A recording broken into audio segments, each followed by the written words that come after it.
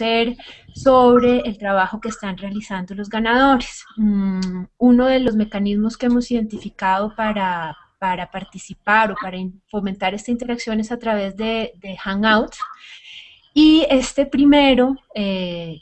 con este primero quisimos invitar a John Freddy Pérez Torres, que actualmente se encuentra en Alemania y quien fue el ganador del premio en el 2012 en el área de las ciencias exactas, físicas y naturales por su trabajo fotoionización de hidrógeno molecular utilizando pulsos láser de atosegundos, fronteras de la física molecular.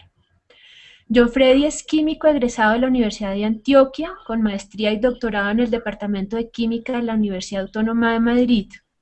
A lo largo de su trabajo como investigador ha publicado artículos en revistas como Nature, Physical Review, Letters, Journal of Selected Topics in Quantum Electronics, Theoretical Chemistry Accounts, Theory, Computation and Modeling, entre otras.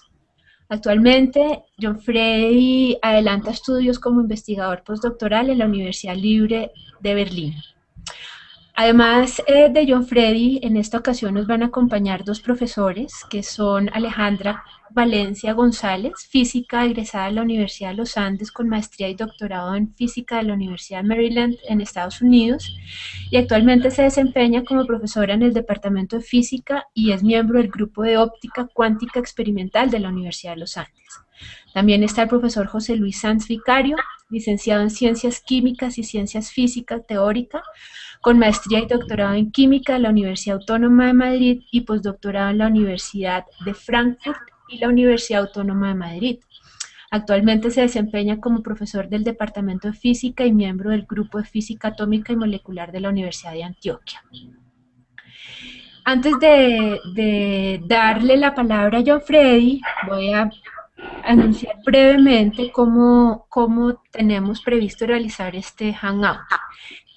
John Freddy hará una presentación de su trabajo de investigación fotoionización de hidrógeno molecular utilizando pulsos láser de atosegundos, fronteras de la física molecular, y los profesores Alejandra Valencia y José Luis Sanz Vicario harán comentarios o preguntas sobre esta presentación. Tenemos también un espacio para preguntas del público, las cuales estaremos recibiendo a través del correo electrónico comunicaciones@faae.org.co, o quienes sean usuarios de Twitter y quieran acompañarnos a través de esta red, utilizando el hashtag HangoutFAE. Pueden hacer sus preguntas. Al final, pues haremos esta breve sesión de preguntas para responder todas las inquietudes. Entonces, pues le doy la palabra a John Freddy para que iniciemos este Hangout. Muchas gracias, Verónica. Buenos días, Verónica. Buenos días, profesora Alejandra. Buenos días, profesor José Luis. Y buenos días a todos los oyentes. Es para mí un placer compartir con ustedes hoy los resultados de mis estudios de doctorado. Primero voy a dar una breve exposición de la investigación desarrollada. Esta investigación se desarrolló principalmente en Madrid, España, durante 1907 y 1912, y fue allí donde realicé mis estudios de doctorado, conjunto con una gran cooperación con el Grupo de Física Atómica y Molecular, con el profesor José Luis, en Medellín. Se llevó a cabo la parte teórica de este trabajo y además contamos con la fortuna de poder compartir nuestros resultados con experimentos realizados principalmente en grupos que se encuentran en Ámsterdam, Milano, París y Heidelberg. Bueno, como motivación, ¿por qué estudiar la molécula de hidrógeno? Bueno, aparte de que gran parte del universo, digamos más del 90% está formado por hidrógeno molecular, esta pequeña molécula, algo sencilla, presenta interesantes reacciones que se pueden ver después en moléculas más grandes y más complejas. Entonces, la idea fue estudiar la molécula de hidrógeno molecular, perdón, la molécula de hidrógeno cuando interactúa con la radiación láser. Entonces tenemos una fotorreacción. Los posibles productos de la fotorreacción pueden ser la fotoionización, que lo tengo aquí en este diagrama como naranja, y tenemos una producción del 98%, es decir, el 98% de todas las posibilidades va hacia la fotoionización. es decir, un electrón es arrancado de nuestro sistema molecular. Como producto tenemos el ion molecular H2+, en un estado vibracional V, más un electrón.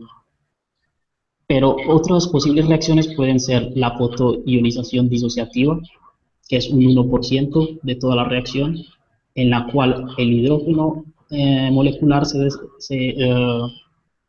desencadena una reacción, se desprende un electrón, un protón y un átomo de hidrógeno. Y más interesante es la doble excitación, en la cual la molécula de hidrógeno, que tiene 2 protones, 2 electrones, absorbe radiación y los 2 electrones se excitan al mismo tiempo. Y terminamos en un estado metaestable, es decir, la molécula es como tal molécula de hidrógeno excitada, pero puede desencadenar las siguientes reacciones. La primera es la autoionización no disociativa, es decir, este estado metaestable, doblemente excitado del hidrógeno molecular, eyecta un electrón hacia el continuo, o sea, se autoioniza y queda la molécula H2+ enlazada en un estado vibracional V, por ejemplo. Aparte puede presentar la autoionización disociativa, en la cual eyecta un electrón, otro electrón se queda en uno de los núcleos, es decir, un átomo de hidrógeno que puede estar en un estado excitado, 2p por ejemplo, o en un estado basal, 1s, más un protón. ¿De acuerdo? Y también se puede dar la disociación en neutros, es decir, la molécula simplemente se rompe en 2 átomos de hidrógeno. Y estos son los principales procesos que compiten en la ionización de hidrógeno molecular cuando se utiliza un láser o radiación con fotones de 30 electronvoltios de energía. A mi izquierda tengo un diagrama de energía molecular que nos va a ser útil en la interpretación de nuestros resultados. La primera curva corresponde al estado basal de la molécula de hidrógeno, la H2, y no es más que una curva que representa la energía de la molécula en función de la longitud del enlace. Toda el área gris corresponde al continuo vibracional de la molécula, es decir, podemos empezar en la longitud de equilibrio, enlace por ejemplo 1.4 unidades atómicas, aquí está la molécula en su estado basal cuando no es perturbada, y la podemos perturbar y esta molécula se puede disociar cuando la perturbamos con energía por debajo de, digamos, 17 electronvoltios, es decir, estamos en esta región gris. La molécula simplemente se disocia en 2 átomos neutros. Ahora bien, si suministramos más energía, es decir, estamos por encima de 18 electronvoltios, vemos que alcanzamos esta área naranja, ¿de acuerdo? En la que un electrón es desprendido de la molécula, el otro se queda en el H2+. Y el estado electrónico de este H2+, lo denominamos 1s sigma G, o canal de ionización 1s sigma G. Y este canal puede dar disociación, es decir, si estamos por encima de más o menos 19 electronvoltios, esta parte de aquí, o puede dar no disociación, es decir, la molécula queda en este mínimo de energía potencial, en el 1s sigma G, y queda un estado enlazado, es decir, solo se da la ionización no disociativa, pero también puede presentar ionización disociativa.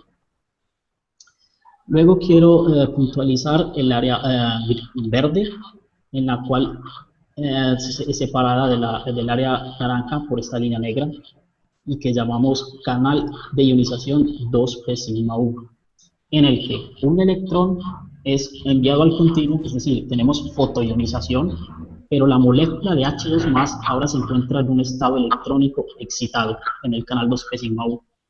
Debido a que esta curva de energía potencial es recursiva, es decir, no presenta un mínimo, la molécula está, digamos, condenada a disociarse. Entonces aquí tenemos 2 procesos posibles. Fotoionización al canal 1s sigma G, que puede ser disociativa o no disociativa. No disociativa cuando la molécula queda atrapada en el mínimo de energía potencial. O puede ser fotoionización necesariamente disociativa cuando vamos al canal 2p sigma u, es decir, nos encontramos en el área verde. Y tenemos estas curvas rojas, aquí representadas como Q1, y son una serie de curvas que representan los estados doblemente excitados. Es decir, tenemos nuestra molécula de H2 absorbe la radiación electromagnética de nuestro pulso láser y los dos electrones son excitados a estas curvas Q1, que también son repulsivas, por tanto la molécula está condenada a disociarse. Pero, dado que están embebidas en un continuo electrónico, esos estados Q1, que los represento aquí como H2 asterisco asterisco, o sea, doblemente excitado, puede desexcitarse o dar el proceso de autoionización y puede autoionizarse de manera no disociativa para tener H2 más en un estado vibracional nu más un electrón, y por otro lado tenemos la autoionización disociativa en la cual la molécula se rompe. Pues en el 2007 empezaron los primeros experimentos en fotoionización de hidrógeno molecular con pulsos láser de atosegundos. Y hasta este entonces no había ninguna descripción teórica de la fotoionización de hidrógeno molecular en la escala de atosegundos. Bueno, aquí les he comentado brevemente los posibles procesos que puede dar la fotoionización de hidrógeno molecular. Y eso se puede hacer con luz, digamos, monocromática, es decir, radiación que tiene duración de segundos, una hora si quieren, picosegundos, etc. Pero lo importante aparece cuando la molécula se estudia con pulsos de atosegundos. Vamos a ver por qué es importante estudiar la fotoionización de hidrógeno molecular precisamente con pulsos de atosegundos. Quiero aclarar que un pulso de atosegundos es un pulso de radiación electromagnética cuya duración es 10 a la menos 18 segundos. Es decir, es un intervalo de tiempo muy corto. John Freddy, me gustaría en este punto puntualizar algunas cosas también para nuestros queridos oyentes que estarán visualizando ahora mismo esas curvas que tienen de energía de la molécula de hidrógeno. Se están preguntando, bueno, ¿cómo es posible que todo esto sea en la molécula más sencilla que existe prácticamente en la naturaleza, que solamente tiene 2 protones y 2 electrones? Y tenemos el H2 y tenemos el H2+, prácticamente en todas esas curvas que tenemos ahí. Cuando muchos de los que nos estarán escuchando tendrán alguna formación química en la que estarán acostumbrados a que gran parte de las reacciones químicas tengan que ver con los estados basales.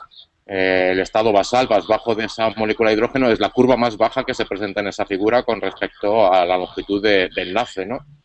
Sin embargo, nosotros aquí te estás presentando situaciones un poco esotéricas, digamos, dentro, por decirlo de alguna forma, dentro de las reacciones posibles de la molécula de hidrógeno, como es llevar a esa molécula de hidrógeno al límite de sus posibilidades cuando uno lanza un pulso electromagnético y lo lleva al continuo. Normalmente uno estudia las reacciones moleculares sin romper necesariamente los enlaces o sin que los electrones se escapen.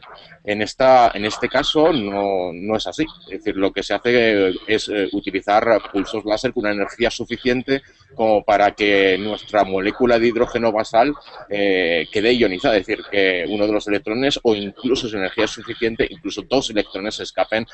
Y como bien está escrito en esos gráficos que muestras ahí a la derecha de las reacciones, podemos llegar a tener como observables a fragmentos de esa molécula. Es decir, vamos a tener hidrógenos, vamos a tener protones y vamos a tener electrones. Es decir, fragmentos de la fotorreacción que nos va a permitir pues, conocer cuáles son las energías de los protones, cuáles son las energías de los electrones, y en lo que vamos a ver, en lo que nos vas a mostrar, probablemente tendremos esas distribuciones de protones, esas distribuciones de electrones con respecto a la energía del láser que nosotros empleamos.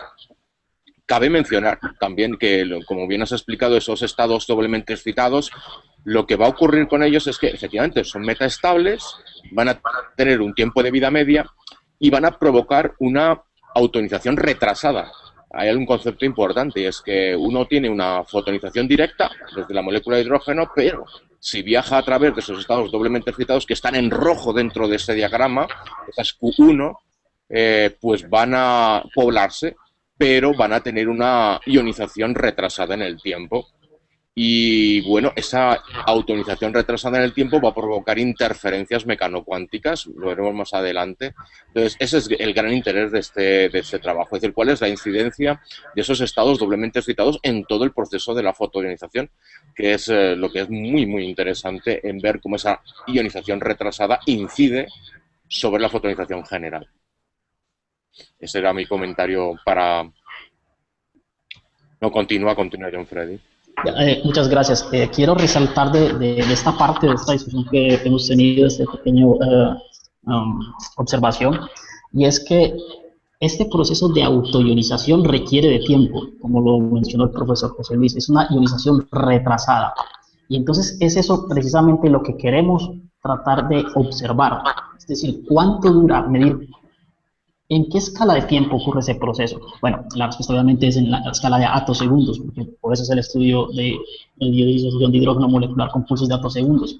Pero eso es lo que hay detrás de todo este estudio, tratar de capturar cómo es ese proceso de autoionización, que es un proceso retrasado en el tiempo, pero es súper rápido, ¿de acuerdo? Y tenemos que ir a escalas de tiempo muy cortas, realmente son escalas de tiempo muy cortas. Bueno, entonces, ¿por qué utilizar los pulsos de atosegundos? Aquí les traigo un diagrama espacio-temporal de los procesos que conocemos en nuestro universo, ¿de acuerdo? Tenemos las escalas de tiempo de un segundo, varios segundos, minutos, días, y esto ocurre en el espacio, en dimensiones de metros, kilómetros. Entonces tenemos allí una persona, un caballo, un avión, un carro. Y eso es para tratar de decirles que si queremos medir esos procesos, es decir, lo que tarda una persona en ir a su trabajo o lo que tarda un vuelo, una persona en realizar un vuelo, pues necesitamos escalas de tiempo de segundos o horas, ¿de acuerdo? Y eso ocurre en el espacio, en la escala de metros. Pero podemos bajar en la escala espacio-temporal. Entonces encontramos a los virus, a las reacciones químicas, los procesos que ocurren dentro del DNA molecular. Y si llegamos más abajo, por ejemplo, en la escala de los picosegundos, encontramos las rotaciones moleculares. Y siguiendo abajo en esta escala, encontramos las vibraciones moleculares, que ocurren alrededor de los 14 femtosegundos para la molécula de hidrógeno. Pero la idea es tratar de capturar o de determinar información de lo que ocurre en la escala electrónica. Un electrón alrededor de un protón o un par de electrones en la molécula de hidrógeno. ¿De acuerdo? La idea es interactuar con este nuevo universo, con esta nueva escala microscópica, ganar información de lo que está ocurriendo allí. Quizás es muy didáctico comentarles sobre el experimento de Edward Muybridge en 1878. Y en este año había una controversia entre los apostadores de carreras de caballos, y es la siguiente. Un apostador de carreras de caballos se preguntaba si en algún momento, mientras el caballo está galopando, el caballo está totalmente en el aire, es decir, sus cuatro patas se desprenden del suelo. Y evidentemente a simple ojo no podemos responder esta pregunta mientras ocurre la carrera. Entonces lo que hizo este fotógrafo, Edward, fue construir una cámara fotográfica con un obturador que era capaz de capturar imágenes alrededor de los milésimas de segundo, y puso los fotogramas mientras el caballo galopaba en orden cronológico.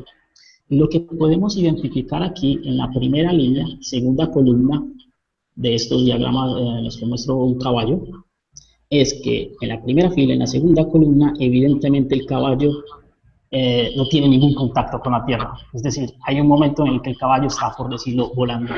Entonces, de esta manera se gana información sobre lo que está ocurriendo en procesos muy rápidos. Y es un poco la analogía o lo que queremos hacer en este estudio, lo que hicimos en este estudio, y es construir o hacer uso de los experimentos que se pueden hacer hoy para tratar de simular una cámara tan rápida con el fin de capturar información de lo que está ocurriendo dentro de la molécula, cuando ésta inicia su carrera o su galope, por así decirlo, que es provocado por la radiación electromagnética. Es decir, está la molécula, le enviamos un pulso láser muy corto y esta empieza, digamos, a hacer cosas, como este caballo empieza a correr durante una carrera. Y se pueden dar posibles reacciones. Y la idea es tratar de capturar qué está haciendo la molécula en intervalos de tiempo muy cortos para ver qué podemos aprender de este sistema. ¿De acuerdo? Bueno, en 1960, un poco de historia, llegan los pulsos láser de picosegundos, en los que se podía estudiar ya las rotaciones moleculares. En 1980 llegan los pulsos láser de femtosegundos, 10 a la menos 12 segundos, perdón, 10 a la menos 15. Y es en esta escala de tiempo en la que aparece un investigador, Ahmed Zibai, quien estudió las reacciones químicas, eh, precisamente la disociación de iodur de sodio, en intervalos de tiempo, en esas escalas de tiempo. Y bueno, ganó el premio Nobel en 1999 y se le reconoce como el padre de la femtoquímica, que hoy en día se celebran muchos congresos alrededor del mundo en esta área de femtoquímica. Entonces, si en el 2000 llegan los pulsos láseres de atosegundos, es un poco intuitivo o natural querer estudiar qué está ocurriendo dentro de una molécula, no cuando se está desprendiendo, cuando se está disociando, no. Saber antes, un poco antes de que ocurra esto, cómo se inicia la fotodisociación. Pues a mí Bueno, ahí me gustaría adicionar algo, de pronto como tal vez repetir un poco, porque me parece que es una idea pues muy interesante acá, o sea, como ¿por qué queremos utilizar estos pulsos de atosegundos? Entonces, pues me parece que siguiendo la analogía de esto del galope del caballo, pues lo que pasa es que tener pulsos de atosegundos es como tener una cámara de fotos que nos permite tener un chatter, o sea, seguir distintos marcos muy, muy, muy rápidos. Entonces, de pronto es una manera de ver a estos pulsos como que, ¿cuál es la motivación de usarlos? Pues que ahora nos permiten tener una cámara de fotos tan rápida, que vamos a ser capaces hasta casi que seguir el movimiento de los electrones en las moléculas, en los átomos. Entonces, por esto es interesante pues ver la motivación de por qué estos pulsos de atosegundos, como una cámara de fotos muy, muy rápida. Entonces, me parece que es muy bonita la analogía pues con el ejemplo del galope del caballo que tú mencionabas. muchas gracias, Ya, John profesora Freddy. Alejandra. Bueno, quiero añadir que en cuanto a observar los electrones, evidentemente esto no se puede por el principio de incertidumbre de Heisenberg, pero lo que se intenta es ganar información. En el caso del galope del caballo, esa información es determinar una respuesta, es decir, en un momento el caballo tiene una pata en el suelo, hay otro momento en el que no tiene ninguna. Entonces, no es observar en sí, es tomar una decisión frente a una pregunta previa. ¿De acuerdo? En este caso es por simple observación, pero en el caso de los electrones, cuando ocurre la reacción química o la fotorreacción, es tratar de determinar unos observables, algo que podemos medir en el laboratorio, no con el ojo ver el electrón, pero tratar de medir cantidades físicas que se puedan en esta escala de tiempo y estudiarlas, tratar de discernir cómo cambia esta cantidad física cuando el experimento se hace un atosegundo antes o un atosegundo después, una vez iniciada la reacción. ¿De acuerdo? Quiero hacer esa aclaración. Pero hay que tener en cuenta la analogía con el galope del caballo, que es muy bueno. Y se trata de construir esa cámara, ¿de acuerdo? De ganar información en estas escalas de tiempo. Muy bien, como plan de trabajo, entonces, nosotros nos encargamos de la parte teórica. Como estamos en el microcosmos, estamos tratando moléculas, tenemos que utilizar la mecánica cuántica y queremos involucrar la variable tiempo porque precisamente queremos observar o medir cosas, cómo cambian cosas en intervalos de tiempo muy pequeños. Entonces, para eso no queda otra opción que resolver la ecuación de Schrödinger dependiente del tiempo para la interacción láser molécula de hidrógeno. Y es aquí donde juega un papel muy importante los supercomputadores, porque gracias a ellos podemos hacer estos estudios en tiempos razonables. En un computador de mesa esto es un poco, digamos, así, imposible. Segundo, para entender un poco cuál será el efecto que tendrá los pulsos de atosegundos sobre la molécula de hidrógeno, primero debemos entender las características de un pulso de atosegundo, que no es un pulso cualquiera, y también cómo se generan, porque entender cómo se generan los pulsos de atosegundo nos permite aprender un poco de ellos y tratar de predecir un poco cuál sería el resultado o qué esperamos de acuerdo con un conocimiento previo que se tiene. Entonces esta es la parte de la teoría que utilizamos. Segundo, ¿qué comparamos con experimentos? Es decir, ¿cuáles fueron nuestras comparaciones o preguntas o observables físicos que calculamos, que otros grupos midieron y que comparamos para saber que las cosas se estaban haciendo bien? Entonces, lo primero es la distribución angular de fotoelectrón. Si recuerdan, una de las posibles reacciones es que la molécula se rompe en un protón, que aquí represento con una esfera roja, un átomo de hidrógeno, que aquí represento con una esfera negra, y un electrón que se desprende, que se va en cierta dirección. Y estos globos azules representan la distribución angular del fotoelectrón, es decir, con qué probabilidad se escapa el electrón en una determinada orientación o en una determinada dirección. Si ven, no hay globos azules alrededor de la esfera roja o a lo largo del eje molecular, el eje que une el protón con el átomo de hidrógeno. Y esto quiere decir que el electrón no puede escapar por allí. Solo escapa cuando es ionizado por el área o la superficie azul. Y a eso se le llama distribución angular fotoelectrónica, que se puede calcular resolviendo la ecuación de Schrödinger dependiente del tiempo y que se puede medir en un laboratorio. También podemos medir la asimetría en la distribución angular, es decir, podemos partir en dos nuestro espacio y podemos calcular cuántos electrones o cuál es la probabilidad de que el electrón se vaya en la dirección, llamémosla hacia arriba, menos la probabilidad de que el electrón se vaya hacia abajo. Es decir, es como tener una reacción química en la que hay dos posibles productos y se hace un ratio, o se hace una comparación entre los dos posibles productos. Aquí nuestro producto es simplemente el electrón, pero ¿en qué dirección se va ese electrón? ¿Arriba o hacia abajo? Teniendo en cuenta el eje molecular. Eso se puede calcular, se puede medir y nos da información de lo que está ocurriendo internamente. Podemos utilizar luz polarizada circularmente, es decir, vamos a tener distribuciones un poco distintas en las que nos permite identificar un proceso que discutiremos al final, llamado dicroísmo circular, y que no es esperado en la molécula de hidrógeno. El dicroísmo circular normalmente ocurre en moléculas quirales, y bueno, la molécula de hidrógeno no es una molécula quiral, no tiene un centro de inversión, pero podemos ver dicroísmo circular jugando con esto. Es un proceso muy bonito. Y bueno, aquí lo que estamos representando es que podemos medir cuántos electrones, cuál es la probabilidad de que el electrón se vaya hacia la izquierda o hacia la derecha. Es otra asimetría. Por último, podemos reunir toda esta información en un solo gráfico, en el que tenemos aquí dentro de esos circulitos, tenemos la distribución angular del fotoelectrón, y estas curvas representan la probabilidad de que ese evento suceda en función de la energía cinética del protón. Es decir, el protón se desprende una vez interactúa con el pulso láser con una velocidad determinada y tiene un rango de energías. Y eso lo llamamos espectro de núcleos, espectro nuclear, porque es la probabilidad de que el evento ocurra en función de la energía cinética de ese protón. ¿De acuerdo? Por último, lo que hacemos es autocuestionarnos, bueno, ¿y qué aprendimos de todo esto? Y poniendo toda esta información, de alguna manera podemos observar el movimiento nuclear durante la reacción. Lo podemos comparar con un experimento, aparte de tener información de la parte electrónica, de la distribución electrónica. Bueno, aquí quiero mostrar los resultados, ¿de acuerdo? En el primer panel, hacia la izquierda, tenemos la energía cinética en función del tiempo de retraso, un tiempo que es cuando se inicia la reacción y luego cuando observamos lo que está ocurriendo.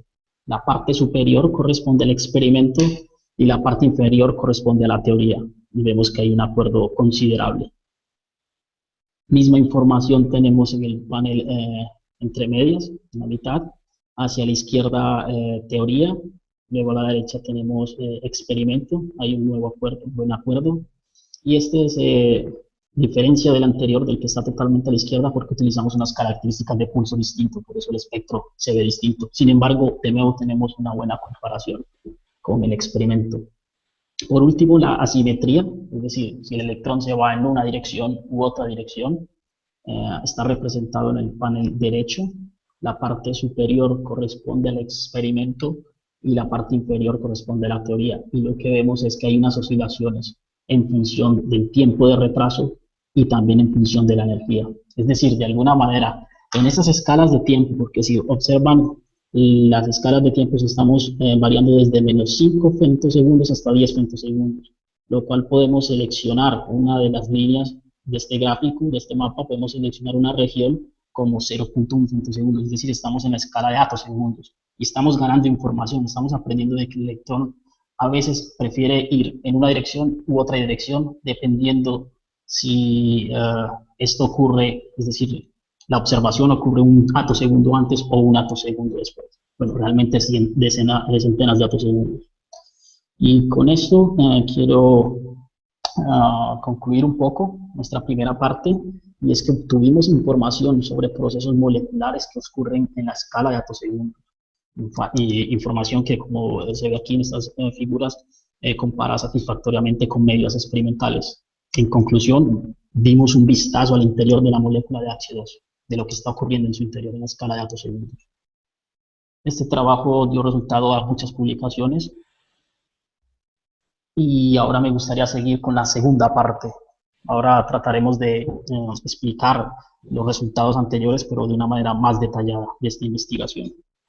No sé si los profesores quieran hacer algún comentario en este punto. No, yo creo que lo veremos con más detalle posteriormente. O sea, el punto de vista que nosotros percibimos es que está claro que hay una gran perspectiva desde el punto de vista experimental, en el que la consecución de pulsos de atosegundos puso a trabajar a una comunidad teórica, evidentemente, para entender qué significaban los experimentos que se estaban realizando, especialmente con estos pulsos de atosegundos. Debe entender que cuando uno tiene esas fotos de Mulrays de los caballos, lo importante es eso, una vez que uno inicia el proceso, poder hacer con una serie de fotografías sucesivas, este es el símil que estamos utilizando, ¿no?, a lo largo de toda esta charla, de seguir el movimiento con una resolución muy fina, en este caso resolución de atosegundos, y es en lo que en las gráficas tú pones como retrasos. Es claro que la consecución principal está en la posibilidad experimental de haber podido realizar no solamente flashes de atosegundos en sí, es decir, pulsos de atosegundos, sino coordinar que entre uno y otro y el siguiente, es decir, entre una foto y la siguiente, haya retrasos también con resoluciones de atosegundos. Y vuelvo a comentar el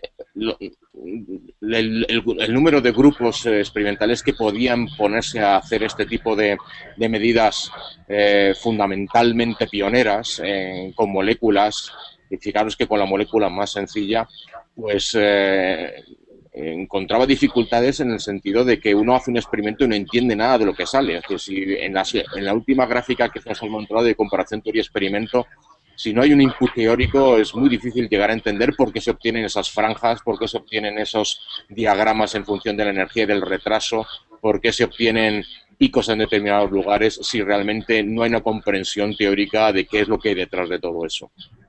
Entonces, ahora Freddy nos vas a contar un poco cómo se hace todo eso un poco más en detalle desde el punto de vista teórico. Muy bien. Entonces, en cuanto al marco teórico, lo que hacemos es resolver la ecuación de Schrödinger dependiente del tiempo, la ecuación que tengo aquí. Tenemos nuestro hamiltoniano no perturbado, el cual depende de la posición del electrón 1, posición del electrón 2 y de la estancia internuclear, más una interacción que depende del tiempo, que representa la interacción entre el pulso láser y la molécula de hidrógeno, más otros términos que voy a explicar luego. Esto menos la derivada temporal de la función de onda debe dar igual a 0, como todos sabemos.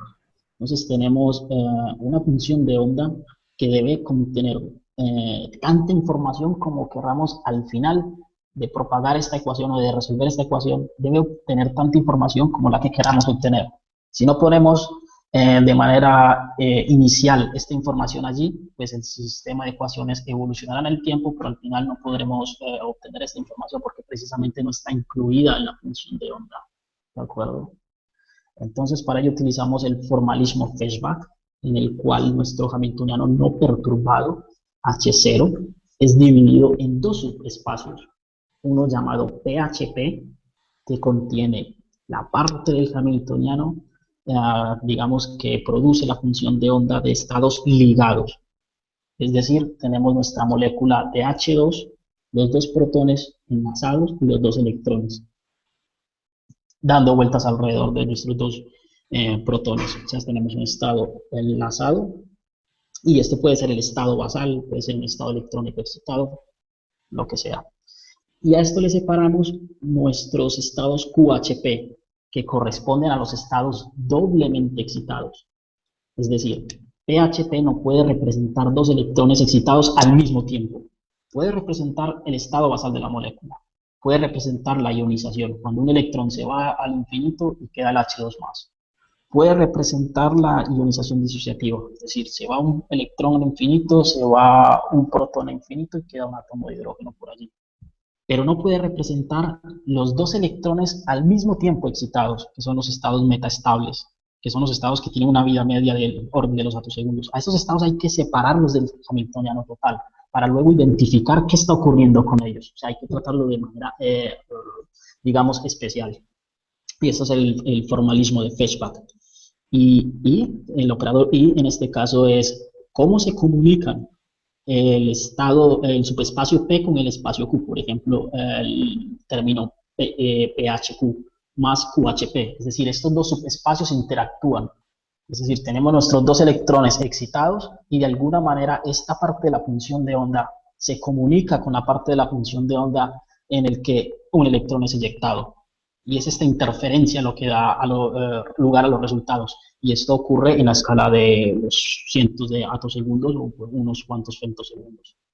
Y necesitamos algo que inicie la reacción, porque si la molécula de hidrógeno está allí en estado basal, está quieta, no va a pasar nada, no vamos a poder observar nada. Entonces lo que tenemos que hacer a través de este operador V, que representa la radiación electromagnética, es darle energía a nuestra molécula de hidrógeno para que se desencadene la reacción y luego en este mismo operador enviar un segundo pulso que trate de adquirir información del estado QHQ, es decir, cuando nuestros dos electrones están doblemente excitados, y de cómo QHP interactúan, es decir, cómo estos dos subespacios interactúan en el tiempo. Entonces, para eso utilizamos este operador V, que representa los pulsos láser.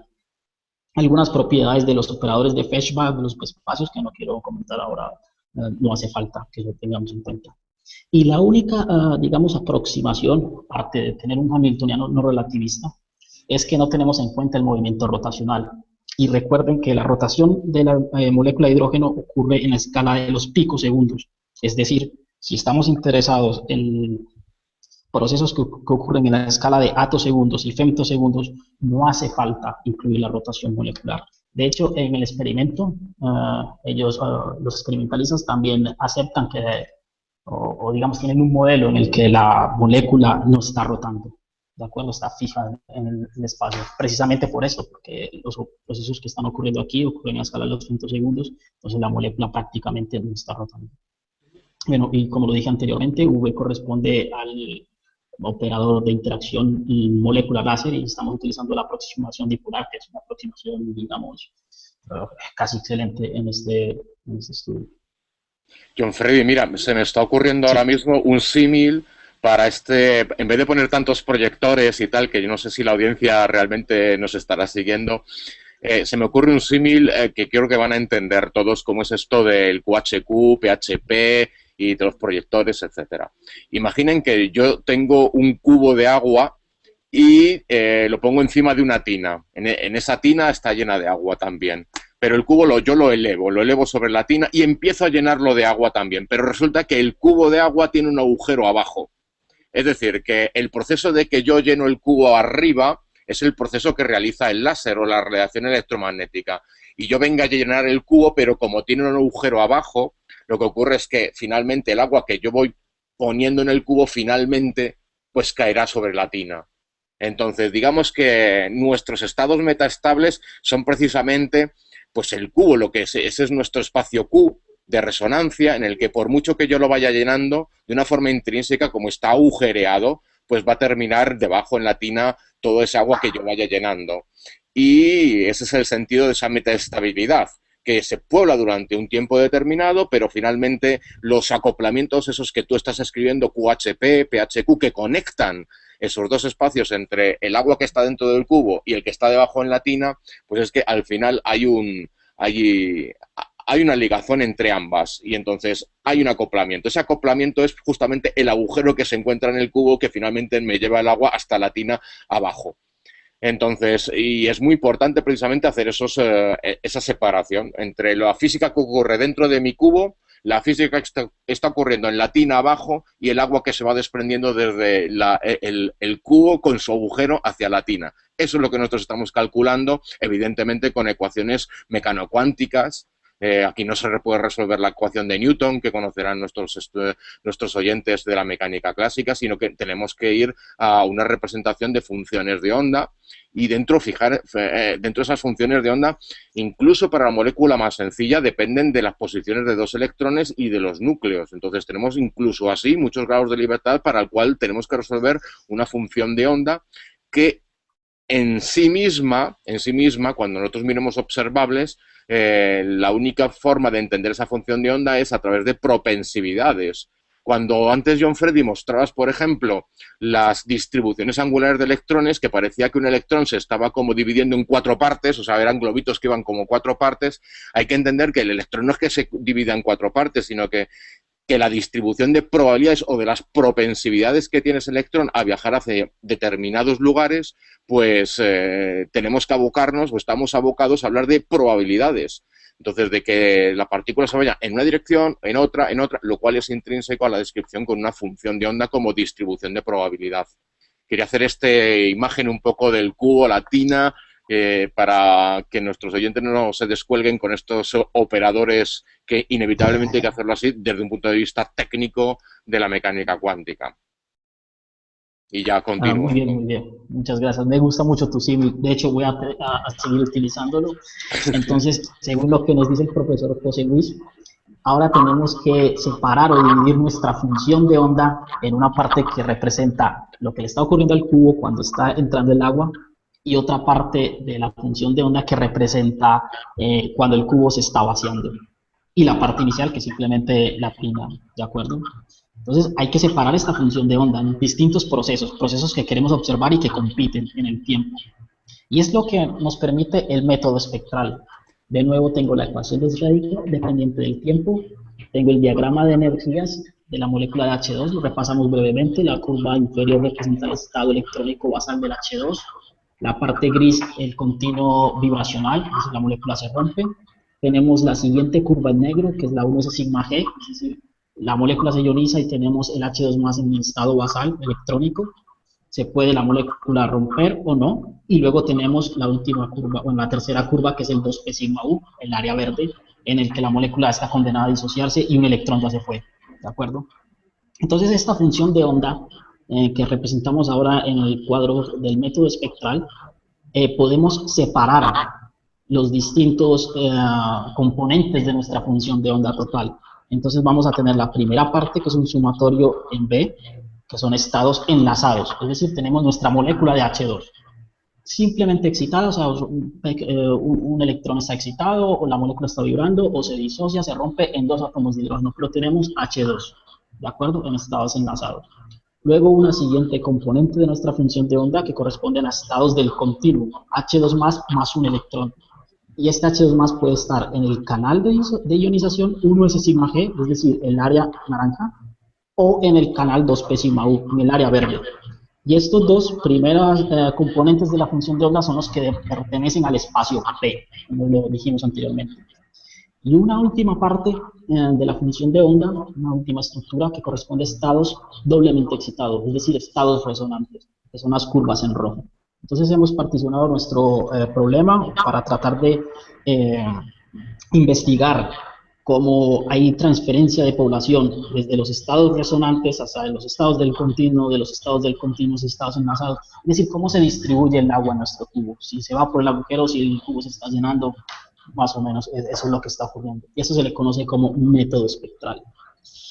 Bueno, una vez reemplazar este, digamos, punto de partida de nuestra función de onda en nuestra ecuación de Schrödinger dependiente del tiempo, observen que tenemos muchos términos aquí de la función de onda. Lo que conseguimos es, aquí me estoy viendo por un lado que no es, y bueno, lo que conseguimos es un sistema de ecuaciones acopladas, pero primero quiero comentar algunas propiedades de cada parte de estas funciones de onda, de los estados enlazados, estados del continuo y estados resonantes. Rápidamente lo que tenemos es que las funciones de onda las factorizamos como una parte electrónica y una parte nuclear, lo que conocemos como aproximación Von-Oppenheimer, que es buena en este caso. Entonces tenemos los estados electrónicos, para eso tenemos que construir esas partes de funciones de onda, utilizamos esta técnica que se llama interacción de configuraciones.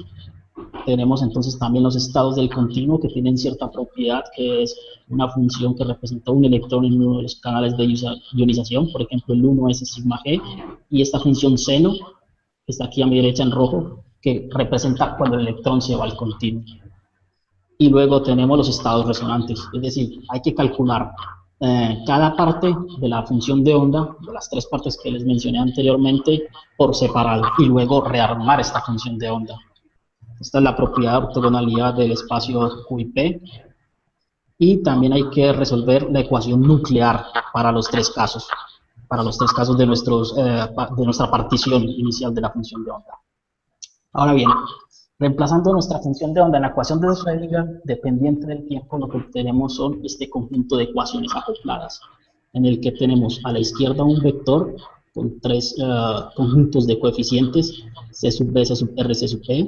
El primero representa la amplitud de probabilidad de encontrar el sistema en un estado ligado. El segundo conjunto de coeficientes, C sub R, es la amplitud de probabilidad de encontrar el sistema en un estado resonante, y el último coeficiente representa la amplitud de probabilidad de encontrar el sistema en un estado del continuo, un estado ionizado o disociativo. Este hipervector evoluciona en el tiempo a través de esta matriz que ven aquí en el medio, de acuerdo, que nos representa cómo se comunican, cómo interactúan esos tres subespacios, los estados ligados, los estados del continuo, los estados resonantes. Y a la derecha tenemos los coeficientes. En otras palabras, digamos, en un diagrama podemos representar esta ecuación, puede ser traducido al diagrama inicial que les mencioné, en el que tenemos el H2 en un estado basal, en una función de onda psi B, por ejemplo, y esta matriz, cuando V empieza a interactuar, es decir, nosotros encendemos nuestro láser, se desencadenan todas estas reacciones, la fotoionización no disociativa, la fotoionización disociativa, la autoionización, la doble excitación, la disociación de neutrones, todo esto ocurre en el tiempo. Y la ventaja del estudio teórico es que podemos parar en el tiempo, podemos hacer stop a nuestro reloj y preguntar cuál es la probabilidad de cada uno de estos procesos en el tiempo, es decir, podemos seguir el balance de cómo va cambiando los productos de reacción en el tiempo. Al final, cuando termina el pulso y todo se da, pues terminamos con una probabilidad determinada en cada uno de los estados. Y eso está relacionado con este porcentaje que muestro aquí. John Freddy, de pronto a mí ahí me gustaría adicionar algo, porque de pronto ahí tenemos escrito esta matriz pues que tú has puesto, entonces para unirlo con la idea que anteriormente tú nos dijiste que para hacer los cálculos que nos presentabas se utilizaban unos computadores muy potentes. Entonces de pronto, no sé, uno puede venirle a la cabeza que uno ve ahí una matriz de 3×3 y que pues entonces ¿dónde está esta matemática tan potente? Sin embargo, toca pues caer en cuenta que esos CB, CR y CS que están escritos en la matriz están relacionados justamente con la función de onda que tú nos mostraste anteriormente. Entonces, de hecho, ahí, exacto, esa diapositiva, ahí hay sumas e integrales que hacen que, de hecho, esa matriz que uno podría decir que es de 3×3 no es tan trivial de resolver. Entonces, en ese sentido, se necesita, o sea, como mucho esfuerzo matemático, y ahí entra el rol de estos supercomputadores que tú nos mencionaste al inicio, que eran necesarios para resolver estas ecuaciones. Entonces, tal vez como para ponerlo un poco en el contexto. Sí, muchas gracias, profesora Alejandra. De hecho, estas matrices son del tamaño de 100.000 por 100.000, que es algo realmente gigantesco en cuanto a computación. Sí, sí. John Freddy. Sí. Discúlpame una interrupción, tenemos una pregunta que nos hicieron por Twitter. Carlos Mario pregunta: te entendí que información de autoionización no está en función de onda total, pero ¿por qué sí está en la proyectada? Está en la función de onda total, porque una vez expandimos nuestra función de onda en sus componentes, ahí tenemos la doble excitación. Una pregunta, ¿me puedes repetir la pregunta? Porque no sé si entendí doble excitación o doble ionización. Dice, te entendí que información de autoionización no está en función de onda total, pero ¿por qué sí está en la proyectada? Sí lo está, sí lo está en la función de onda total. Mira que cuando en esta ecuación, cuando el hamiltoniano H0 actúa en la función de onda total, tenemos PHP y también tenemos QHP, perdón, QHQ. Luego la función de onda total tiene información sobre el subespacio PHP y QHQ, es decir, la autoionización está en la función de onda, digamos, que evoluciona en el tiempo. ¿De acuerdo? En el estado final. Y esta información se da precisamente cuando transferimos información del subespacio PHP al subespacio PHQ. Y esto está en el operador I, en el que tenemos el término PHP, QHP. ¿De acuerdo? Es decir, son estas dos componentes que aparecen, las primeras componentes del operador I, las que permiten transferir población del subespacio PHP al subespacio QHP. Por tanto, la autoionización se tiene en cuenta en la función de onda total a través del operador I, que depende del tiempo en este caso.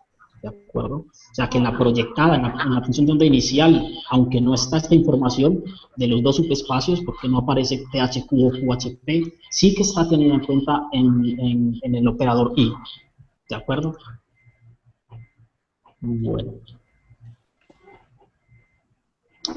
Ahora, bueno, estábamos aquí, tenemos que resolver ese sistema de ecuaciones acopladas para adquirir información de todo este proceso, de todas las posibles reacciones, y como lo mencionamos anteriormente, vamos a utilizar pulsos láser de atosegundos. Entonces, ahora vamos a olvidarnos por un momento de la molécula de hidrógeno y vamos a discutir cómo se generan los pulsos láser de atosegundos. Y a este proceso se le conoce como generación de armónicos de alto orden. Entonces, ¿qué ocurre? ¿Cómo se generan estos pulsos cortos? Entonces, generalmente esto se hace sobre gases nobles, por ejemplo, criptón. Tenemos un gas de criptón, átomos de criptón casi, digamos, aislados. Y sobre esta muestra se le hace incidir un pulso láser de infrarrojos que puede durar alrededor de 40 femtosegundos, y se le hace incidir un pulso de infrarrojos muy intensos. Estamos hablando de 10 a la menos 14 vatios sobre centímetro cuadrado. Entonces, lo que ocurre en el electrón más externo del átomo de criptón, ¿de acuerdo?, es que va a sentir, aparte de la atracción nuclear hacia su núcleo, el átomo de criptón, va a sentir la radiación electromagnética, y esta radiación electromagnética no tiene energía suficiente para ionizar este electrón. Es decir, la energía es de alrededor de los unos cuantos electronvoltios, 1.6 electronvoltios. Es decir, este átomo no se puede ionizar. Pero dado a que la amplitud de este campo electromagnético es alta, es decir, es muy intenso, genera una fuerza en el electrón tal que es capaz de tunelar el átomo. Es decir, es capaz de escaparse de este átomo por un proceso cuántico que se llama tunneling. Es decir, puede tunelar la barrera de ionización. Y es lo que se representa aquí en esta figura. Primero tenemos el electrón aquí enlazado, el láser de alguna manera tuerce el potencial atómico, y el electrón hace este primer proceso, que coloco aquí primero como tunneling. Es decir, el electrón se escapa, tunelea esta barrera. Luego, este láser, el que generó este tunneling, es tan intenso que atrapa al electrón, y el electrón no se puede ir hacia el infinito, no se puede ir al detector. Queda atrapado alrededor del átomo debido a la fuerza que tiene el láser de infrarrojo. Y este láser de infrarrojo ejerce una fuerza en el otro sentido del electrón, en el sentido que se escapó, y hace que recolisione o se recombine con su átomo original. ¿De acuerdo? En este segundo proceso que llamamos aceleración. Es decir, primero el átomo siente una sacudida, un electrón tunelea, pero luego este electrón siente el láser de infrarrojos y regresa a su átomo original. Y se da este proceso de recombinación. Es decir, el electrón, la energía que ganó, entre comillas, en el proceso de tuneleo, la libera muy rápidamente cuando este se recombina y regresa a su átomo. Entonces eso se le llama generación de armónicos de alto orden, porque cuando este electrón libera esta energía, lo hace en una escala de tiempo muy corta, el orden de los atosegundos, y lo hace ahora con una energía que corresponde a ultravioleta, son fotones de ultravioleta. Otro esquema es como si el electrón hubiese absorbido o se hubiese comido 11 o 13 fotones del infrarrojo, se escapa del átomo y luego regresa un solo fotón. Es como un proceso, en física de estado sólido lo llaman conversion, es como convertir, darle al electrón 10, 11 fotones y este nos entrega uno solo, con la energía obviamente 11 veces mayor a la energía del fotón de infrarrojos, ¿de acuerdo? Ese modelo se le llama modelo de 3 pasos para explicar la generación de armónicos de alto orden.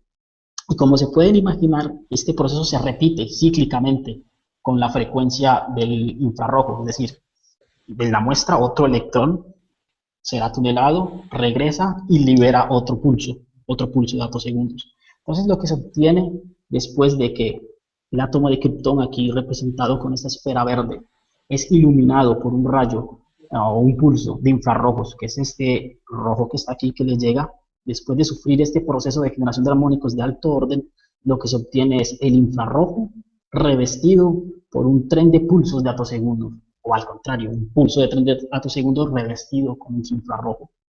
Y es lo que se muestra aquí en la primera curva, en la curva superior. La curva roja representa el pulso de radiación infrarroja, y los pulsos azules que se ven entre medias corresponden al tren de pulsos de atosegundos. Es importante también analizar la transformada de Fourier de estos pulsos, del pulso, digamos, tren de atosegundos, el pulso azul, revestido del pulso infrarrojo, ¿de acuerdo? Eso es lo que se hace experimentalmente. Entonces aquí a mi izquierda tenemos en la primera columna el pulso de atosegundos ultravioleta, estas curvas azules revestidas de la curva roja. Si hacemos la transformada de Fourier, encontramos aquí a bajas energías de fotón del orden de 1 o 3 electronvoltios, encontramos una distribución de fotones que corresponde al infrarrojo, luego encontramos un decaimiento y luego encontramos una distribución discreta para la radiación ultravioleta, es decir, son estos pulsos que van entre 20 y 40 electronvoltios, representados con color azul ultravioleta, representan la distribución de fotones de esta energía, es decir, ese es el tren, esa es la transformada Fourier del tren de pulsos de atosegundos. Y por razones de simetría, las frecuencias de este pulso de ultravioleta son números impares, son múltiplos impares de la frecuencia del pulso infrarrojo. Me explico. Si la energía del pulso infrarrojo es 3 electronvoltios, ¿de acuerdo? Debemos esperar un fotón, por ejemplo, o una distribución centrada en 21 electronvoltios, que corresponde al séptimo armónico, ¿cierto? Porque el 21, pues tenemos el fotón con energía 21 electronvoltios, y ese es el séptimo armónico del infrarrojo. Luego, el armónico octavo, a 24 electronvoltios, no lo vemos, porque solo se generan armónicos impares, pero el fotón a 29 electronvoltios sí que lo vamos a observar, ¿de acuerdo? Porque tenemos el armónico noveno, que corresponde a una energía de fotón, si nuestro infrarrojo es de 3 electronvoltios, va a corresponder a 27 electronvoltios. Experimentalmente se puede separar el tren de pulsos de atosegundos de su origen infrarrojo. Se puede filtrar la radiación infrarroja y lo que obtenemos es una distribución de pulsos, una distribución de fotones en ultravioleta, que aún son múltiplos impares de la frecuencia del infrarrojo. O sea que vamos a obtener fotones de 20, fotones de 23, fotones de 27, fotones de 30 y así sucesivamente.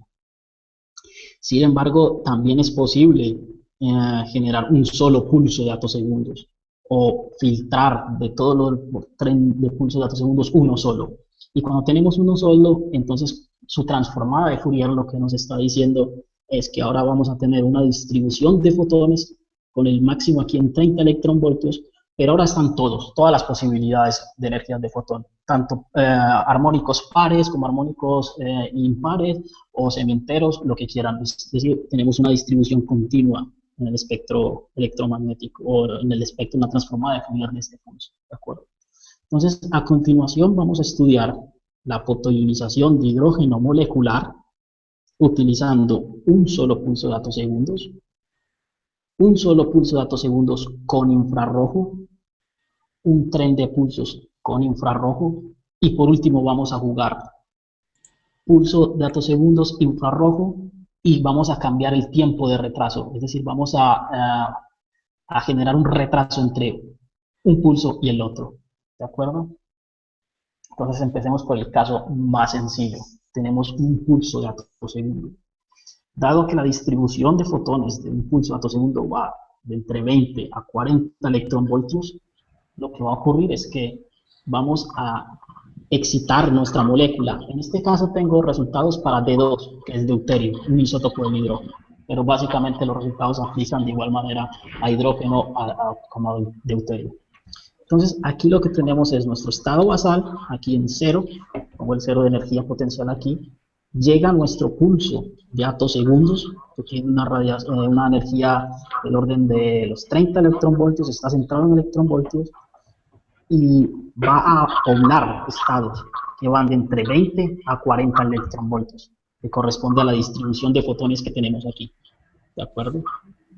¿Y qué vamos a observar después de todo eso? Después de resolver nuestras ecuaciones acopladas o la ecuación de Schrödinger dependiente del tiempo. Es decir, el pulso pasa, se va y todo llega, digamos que al final. Entonces lo que vamos a observar es lo siguiente. Primero, el espectro fotoelectrónico. Es decir, vamos a observar en función de la energía del electrón, aquí va desde 0 hasta 25 electronvoltios, la probabilidad de ionización, que es el que tengo aquí, en unidades arbitrarias. Entonces esta primera montañita que tenemos, centrada en 10 electronvoltios, corresponde a la ionización hacia el canal 1 sigma G. Es decir, el H2+, que se puede estar ligado o se puede romper, queda en este estado electrónico, el 1 sigma G. Y menos cantidad, aquí en verde tenemos el canal de ionización 2p sigma U. Y tenemos un espectro, digamos, amplio, ancho, debido a la energía del atosegundo, a la anchura del espectro energético de los pulsos de atosegundos. Podemos también calcular esta probabilidad, pero en este caso en función de la energía cinética o de la velocidad de los núcleos, ¿de acuerdo? Por debajo de 0 tenemos energía cinética 0, que quiere decir que nuestra molécula no se rompe, es decir, tenemos D2+ ligado o H2+ ligado en el canal 1 sigma G. Luego, por encima de 0, tenemos una probabilidad que decae más o menos exponencialmente en esta área naranja, que corresponde a la ionización disociativa, pero cuando la molécula queda en el 1 sigma G y a altas energías tenemos el 2p sigma U, ¿de acuerdo? Y el espectro es más o menos suave, amplio, ¿de acuerdo? Debido a las características del pulso, que es muy corto. Ahora veamos qué pasa cuando en lugar de tener un solo pulso de atosegundos, tenemos un tren. En este caso, no vamos a poblar entre 20 y 40 electronvoltios todos los estados del continuo, no, porque no tenemos todos esos fotones. Vamos a poblar segmentos o partes de ese continuo con energías que corresponden a armónicos impares. Armónicos, por ejemplo, el 15, el armónico 19, el armónico 23. Y si miramos el espectro fotoelectrónico ahora, lo que vemos es la misma estructura del transformada de Fourier del pulso de atosegundos. Es decir, en el canal 2p sigma U, como es tan pequeño, no vemos casi nada. Pero en el canal 1 sigma G, el área sombreada con color naranja, podemos identificar esa estructura en el espectro fotoelectrónico. Y podemos asignar a cada uno de esos máximos los armónicos de los que está compuesto el tren de pulsos de atosegundos. ¿De acuerdo? Si transferimos esta información en términos de energía cinética de protón, no vemos esa estructura. Es decir, no podemos identificar los armónicos mirando el espectro nuclear. Hay que mirar el espectro fotoelectrónico para entender esa estructura de armónicos que se imprime en nuestra molécula. Sin embargo, hay una correlación, evidentemente, entre un espectro fotoelectrónico y un espectro nuclear. Entonces, si con un experimento, si queremos comparar con un experimento el espectro nuclear, por ejemplo este, y el acuerdo es bien, Quiere decir que a este espectro nuclear le corresponde este espectro fotoelectrónico y por tanto estamos viendo de alguna manera los armónicos allí. ¿De acuerdo? Hay una correlación, podemos decidir uno u otro, comparar con el experimento. Ahora pongamos el impulso de infrarrojo. O sea, vamos a ionizar nuestra molécula con un pulso, con un tren de pulsos, de atosegundos, y a la vez está actuando el pulso de infrarrojo. Entonces, como la energía de los fotones infrarrojos es de alrededor de 1-3 electronvoltios, la molécula no puede ser ionizada, ¿de acuerdo? Porque no tiene esa energía, no está ese fotón. Tendría que absorber muchos fotones. Pero lo que va a ocurrir es que la molécula, cuando está excitada o en su estado del continuo, puede absorber o liberar esos fotones de infrarrojo. Entonces se van a desencadenar pseudoreacciones en el continuo debido al infrarrojo. Es decir, el infrarrojo no puede actuar en el H2 estado basal o D2A estado basal. El infrarrojo actúa en los estados del continuo. Entonces, regresando a la analogía del caballo, lo que hace el tren de pulsos de atosegundos es iniciar la carrera. Es decir, manda población del estado basal al estado del continuo, que inicia la carrera. Y luego el pulso de femtosegundos, el pulso de infrarrojo, actúa como cámara para tratar de observar o tratar de ganar información o fotografiar lo que está ocurriendo en el continuo, lo que le está ocurriendo a las Q1, lo que le está ocurriendo a los 1,G, lo que le está ocurriendo a los P1. Entonces tenemos un bombeo, que es el pulso de ultravioletas o pulso de atosegundos, y una prueba, que se trata del observador, la cámara, nuestro artefacto que va a medir esto, que actúa en el continuo. Y lo que vemos ahora es que aparece el armónico par, es decir, la curva en azul en el espectro fotoelectrónico corresponde al espectro que les mostré anteriormente, cuando no hay tren de atosegundos, cuando no hay radiación infrarroja. Entonces obtenemos el armónico 15 y el armónico 17. Pero si ahora en el estado del continuo el sistema puede absorber un fotón, podemos así producir una transición desde el armónico, de lo que sería el armónico 15 hacia este nuevo pico. Es decir, cuando actúa el infrarrojo, este nos revela los armónicos pares que no estaban presentes allí en el pulso. ¿De acuerdo? Se puede hacer lo mismo para la parte nuclear, y lo que observamos en este caso es un aumento en la probabilidad de ionización. La curva azul corresponde a los resultados cuando no está presente el infrarrojo, y la curva roja representa los resultados cuando está el infrarrojo. Es decir, hay un aumento en la producción de fotoionización disociativa, y esto es muy importante, luego vamos a ver por qué. Ahora podemos jugar un poco con el tiempo de retraso entre el pulso de tren de atosegundos, este azul, y el infrarrojo. Es decir, tenemos nuestra molécula de hidrógeno. Primero puede llegar el pulso de infrarrojos y este no hace nada, porque no es capaz de ionizar a la molécula de hidrógeno. Y entonces llega el pulso de trenes de atosegundos y ioniza nuestra molécula. Es decir, es como tener el resultado número 1. El experimento en el que la molécula es ionizada con un tren de pulsos de atosegundo y nada más. Ya conocemos ese resultado. Como otros términos tenemos este. Llega el pulso de tren de atosegundos, desencadena nuestra reacción, puebla los estados del continuo y después, mucho después, llega el infrarrojo, que probablemente ya no va a hacer nada porque ya se han terminado todas las reacciones.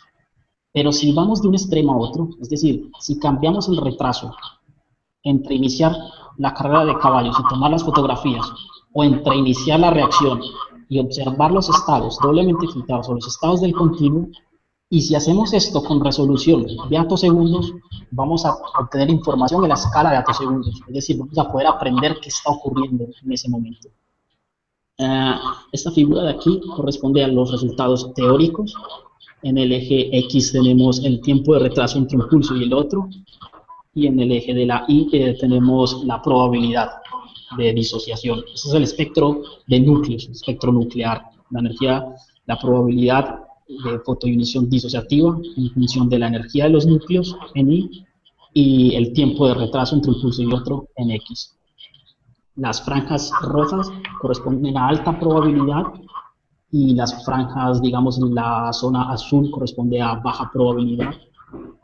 y lo que vemos aquí es una oscilación en función del tiempo de retraso.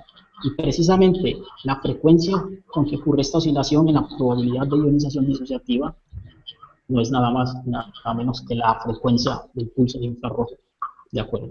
Que podemos shiftearlo o separarlo del pulso de AT segundos con una resolución de AT segundos. Hasta este punto les he mostrado resultados teóricos y aquí les presento los resultados experimentales y podemos identificar que entre menos 2 femtosegundos y 2 femtosegundos nosotros podemos identificar más o menos 1, 2, 3, 4 y 5 máximos, y es lo que se obtiene en la parte experimental. Entre menos 2 y 2 femtosegundos más o menos tenemos 5 máximos, es decir, 5 zonas rojas bien definidas. Las diferencias se deben a detalles técnicos. Por ejemplo, nosotros en nuestra ecuación de Schrödinger dependiente del tiempo, no podemos propagar pulsos muy largos porque esto se traduce en que tenemos que incluir estados, un mayor número de estados, entonces nuestra matriz va a ser más grande y necesitamos computadores mucho más grandes. Digamos que este fue el límite que alcanzamos hace 2 años y al menos podemos describir una zona o una franja del experimento, pero el acuerdo cabe decir que es bastante bueno. Ahora pasemos a, quiero mencionar una componente de los resultados que viene a continuación, y para ello quiero explicar más o menos cómo se lleva a cabo el experimento. Entonces, el experimento tenemos, digamos, 2 escenarios o 2 componentes: nuestra molécula de hidrógeno y nuestros pulsos láser, ¿de acuerdo? Pero, ¿qué es lo que se observa en el experimento? ¿Cómo se observa en el experimento? Entonces, lo que les presento aquí es un microscopio de reacción. Entonces, imaginen ustedes que de abajo hacia arriba, este haz blanco, vertical, representa un chorro o un beam de moléculas de hidrógeno. Es decir, desde esta aguja se inyecta hidrógeno que va desplazándose por aquí, de abajo hacia arriba, hidrógeno molecular, ¿de acuerdo? Un haz molecular. Perpendicularmente llega la radiación electromagnética, es decir, el pulso láser, e interactúa en esta región, ¿de acuerdo? Entonces la molécula se rompe y el electrón se desprende en la fotoionización disociativa. Entonces, dependiendo de cómo está orientada la molécula, ¿de acuerdo? Lo que hacen estos 2 platos, el plato azul y el plato rojo, es extraer los iones con campos eléctricos. Entonces, el protón se irá a la parte negativa y el electrón se irá a la parte positiva, ¿de acuerdo? Entonces, dependiendo a cómo estaba orientada la molécula, el protón hará la siguiente trayectoria, es decir, irá hacia la derecha y luego se sentirá atraído por el campo eléctrico y viajará hacia la izquierda, mientras que el electrón presenta un comportamiento mucho más cuántico y es deslocalizado por todo el espacio y se va hacia el detector, hacia esta placa roja, ¿de acuerdo? Entonces, en este caso, la molécula estaría orientada de izquierda a derecha, es decir, el protón se fue por aquí, por esta trayectoria, y regresó acá, ¿de acuerdo? Pero ahora, imaginen ustedes que el protón, en lugar de hacer esa trayectoria, se va directamente hacia el plato azul. Entonces, lo que tenemos es que dependiendo del tiempo que tarda el protón en que se da la reacción y llegar al detector, y midiendo las posiciones en las que llega el protón y el electrón, haciendo toda la estadística, teniendo en cuenta toda la incertidumbre, de alguna manera se puede determinar la orientación relativa que tenía la molécula cuando sufrió la reacción. Es decir, podemos decir si el protón se fue a la derecha o el protón se fue a la izquierda. Inevitablemente siempre va a terminar en la izquierda, porque es allí donde está el campo eléctrico negativo y se va a sentir atraído hacia esta parte del campo eléctrico.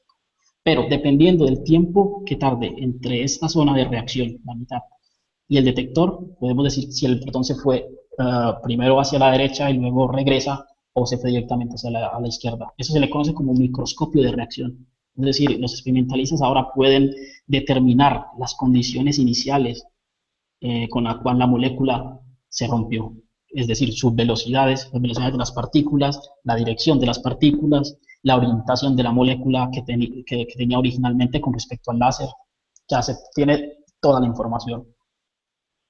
A mí, Freddy, dinámica. ahora que has comentado esto, o sea, creo que dentro de los avances experimentales más importantes no solamente ha estado los láseres en sí, hacer láseres no solamente de flashes muy cortos, sino también el control entre un láser y el siguiente, es decir, estos bombeos pruebas en los que se están usando o bien pulsos aislados de femtosegundo o bien en forma de trenes, pero junto con el infrarrojo del cual se generan, el tener con una gran precisión y resolución de atosegundos incluso el retraso, la diferencia entre ellos dos. Es decir, que cuando viene uno y el otro, ese retraso está muy bien consolidado desde un punto de vista experimental.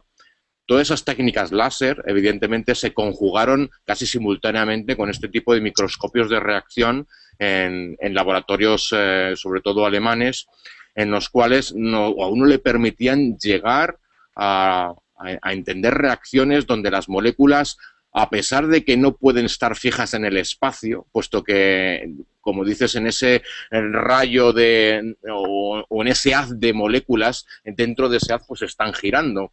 Pero, sin embargo, en el momento en que se produce la llegada del fotón dentro de ese láser y rompe la molécula, pues uno puede determinar casi con total precisión cómo está orientada la molécula, lo cual a los teóricos nos resolvió en gran parte nuestros esfuerzos teóricos de tener que resolver moléculas orientadas arbitrariamente en el espacio, puesto que dado que uno puede conocer experimentalmente cómo está orientada la molécula a través de esa reconstrucción dentro de estos microscopios de reacción, a través de la reconstrucción histórica, digamos, por tiempo de vuelo de las partículas, tanto de electrones, protones, que uno puede medir en esos platos, pues uno puede determinar cómo estaba orientada la molécula dentro de ese espacio. Pero desde un punto de vista teórico, esto es una gran ayuda, porque a nosotros nos gusta como teóricos calcular todo, no en el, como se dice, en el sistema de referencia de laboratorio, sino en el sistema de referencia propiamente molecular.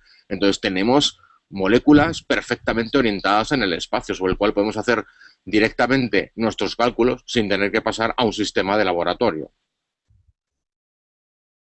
Gracias. Muy bien. Entonces, de acuerdo a esto, en el que ahora podemos tener información de cómo está orientada nuestra molécula, que nos facilita los cálculos. Además de ello, podemos definir, digamos, orientaciones, digamos, un poco que nosotros mismos imponemos. Es decir, podemos llamar a una de las direcciones, por decirlo, arriba, y en otra de las direcciones la podemos llamar, obviamente, la dirección opuesta, abajo o izquierda, derecha, si ustedes prefieren. Y podemos hacer una diferencia de cuánta reacción ocurre en la que los protones se van hacia arriba y cuántos protones se van hacia abajo. Y de hecho podemos sustraer o restar estas dos probabilidades y tratar de comparar cómo cambia esta distribución de que el protón se va hacia un lado o hacia el otro con el experimento en función del tiempo de retraso entre un pulso y otro. Y es precisamente los resultados que les muestro aquí.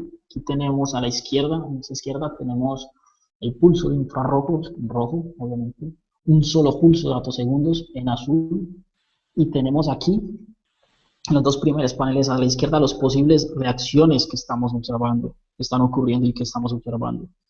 En el panel inferior, lo que ocurre es que el pulso de infrarrojos llega mucho tiempo después, entonces el pulso de atosegundos desencadena las reacciones y podemos, digamos, capturar imágenes cuando han pasado, digamos, 5 femtosegundos. Entonces podemos observar esos procesos que ocurren aquí entre las Q1, el 1 sigma G y el 2 sigma U, y lo que produce también el infrarrojo, porque el infrarrojo, como es observador, pues está perturbando el sistema.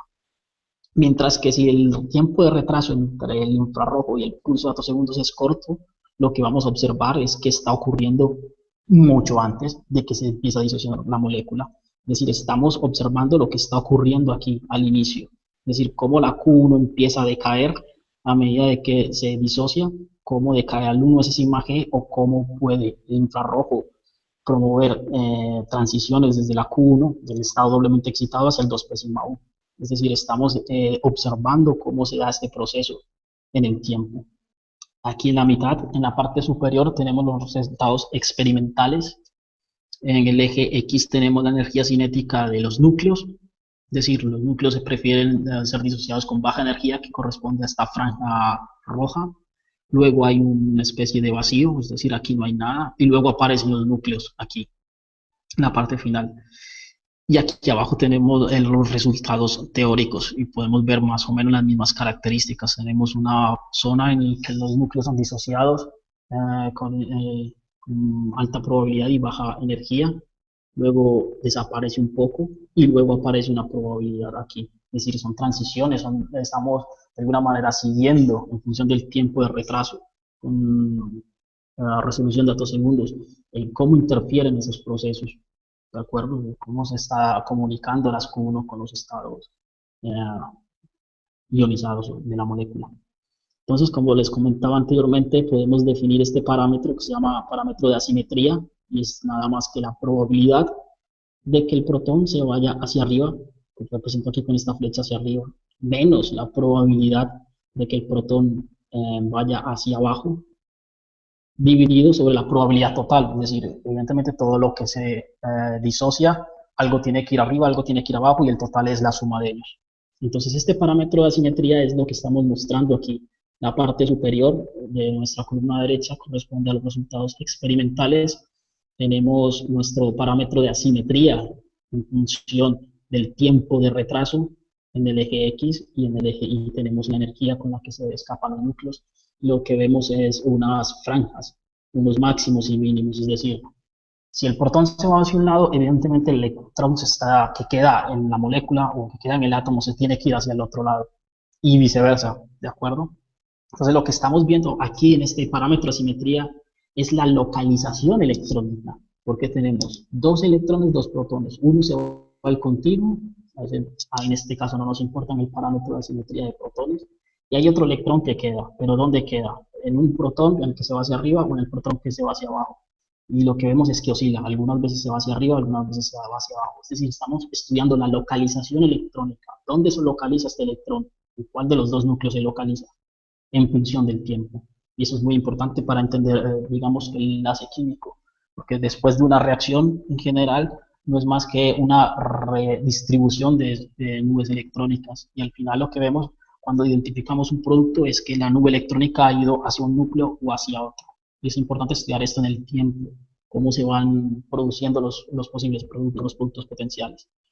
Y el panel derecho inferior corresponde a los resultados teóricos en el que vemos también estas oscilaciones. Aquí quiero concluir esta parte de la charla. Entonces, concluyo que hemos estudiado en detalle las distintas reacciones que presenta la molécula de hidrógeno cuando utilizamos un solo pulso de datos segundos, un tren de pulsos de datos segundos y combinación de ellos. Y las diferencias se aprecian en la energía cinética nuclear, en el espectro de energía de protones, y compara bastante bien con los experimentos. Como segundo, podemos decir que ajustando el tiempo de retraso entre el pulso de datos segundos y el pulso de femtosegundos podemos controlar, debido a que tenemos una variedad de distribución de probabilidad, podemos decir que podemos controlar, al menos de manera pasiva, la energía de los fotoelectrones producidos en la reacción, la cantidad de productos en la fotodionización disociativa. Y descubrimos, pusimos de manifiesto que esta cantidad varía periódicamente con la frecuencia del pulso de infrarrojo. Ahora me gustaría brevemente discutir otro punto bastante interesante que encontramos en nuestra molécula de hidrógeno, y es el dicroísmo circular. Entonces, ¿qué es el dicroísmo circular? Cuando tenemos una molécula quiral, muestra que tenemos aquí la típica ABCD y un centro nuclear que no presenta simetría de inversión, es decir, esta molécula no es inverso simétrica, que quiere decir que su imagen especular, es decir, esta molécula vista al espejo, si tomamos la molécula imagen, no la podemos superponer a la molécula original. Es decir, tenemos dos enantiómeros. Es como tener la mano derecha y la mano izquierda. No podemos superponer la mano derecha sobre la mano izquierda, de tal manera que las dos palmas queden mirando hacia el mismo lado. ¿De acuerdo? Esto no se puede hacer. Entonces tenemos dos tipos de molécula. La molécula, llamémosla L, la molécula R, o la molécula izquierda, la molécula derecha. Una es el enantiómero del otro. Ahora, la luz también tiene propiedades de polarización circular. Es decir, el, el campo eléctrico puede estar alineado todo el tiempo en el espacio, es decir, oscilar de máximo a mínimo, pero también podemos tener luz con polarización circular, es decir, el campo eléctrico nunca se anula y lo que hace es que rota en el espacio, ¿de acuerdo? Perpendicularmente al vector de propagación de la radiación electromagnética. Entonces podemos tener dos tipos de luces.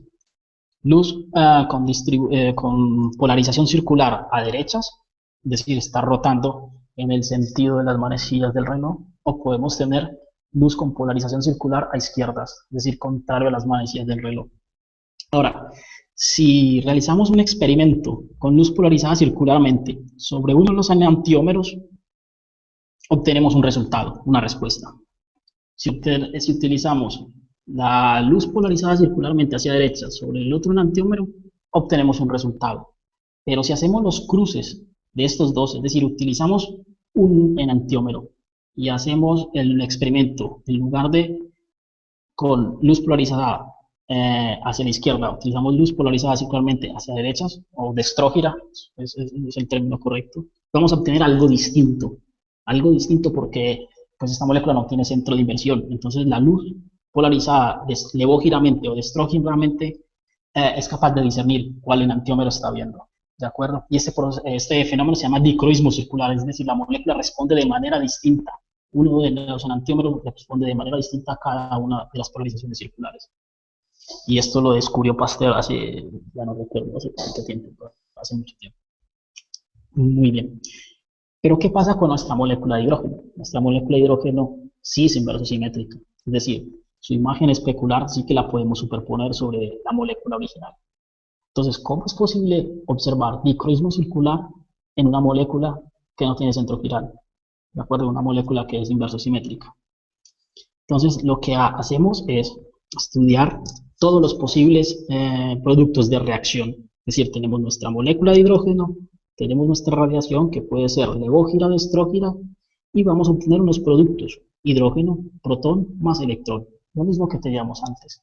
Y vamos a estudiar esto de tal manera que vamos a obtener la distribución del protón, es decir, podemos detectar en qué dirección va el protón, recuerden el microscopio de reacción, y podemos detectar en qué dirección se va el electrón, ¿de acuerdo? Entonces lo que tenemos en este diagrama es esta fotorreacción, hidrógeno molecular más radiación, hidrógeno, protón, electrón. Y lo que puede medir el microscopio de reacción es la dirección en que se va el protón. Entonces vamos a hacer un experimento en el que el protón siempre va hacia arriba. Es decir, cuando el protón va hacia arriba, apuntamos ese número, esa probabilidad. Cuando el protón va hacia abajo, no tenemos en cuenta ese resultado. Está allí, pero no lo tenemos en cuenta en nuestra estadística. Es decir, vamos a observar al protón solamente cuando se va hacia arriba. Cuando se va hacia abajo lo ignoramos. Y vamos a detectar con nuestro microscopio de reacción la dirección en la que se va el electrón y su velocidad, ¿de acuerdo?